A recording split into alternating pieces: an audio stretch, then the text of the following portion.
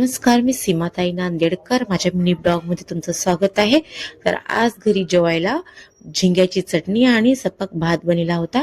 लगेच कामावर पोहोचल्याच्या बाद भाभीला विचारलं आज काय काय बनवायचंय. तर भाभीनं सांगितलं लगेच मी जिरा भात बनला. अजून नंतर बटर पनीर बनवायचं होतं तर त्याची तयारी केली. तर त्याची पण तयारी करून तडका पण द्यायला लागले. खूप छान लागते बटर पनीर. तुम्हाला ह्याची रेसिपी जर बघायची असेल तर माझ्या यूट्यूबच्या चॅनलवर टाकली मी, तर तिथं जाऊन तुम्ही बघू शकता. तर क्रीमी बटर पनीर तयार आहे. हे बघा खूप छान लागते. नंतर चन्ना मसाला बनवले होते. नंतर जिरा राईस तर केलेच होते. मग सलाड बनवले. सलाड झाल्याच्या बाद 2 अंडे उकडून ठेवले. तर स्वयंपाक वगैरे माझा सगळा झाला बघा. आणि निघाले होते मी घरी जाण्यासाठी.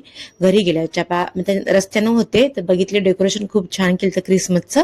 आणि मी पण क्रिसमसचं केक घेऊन चले कापायला.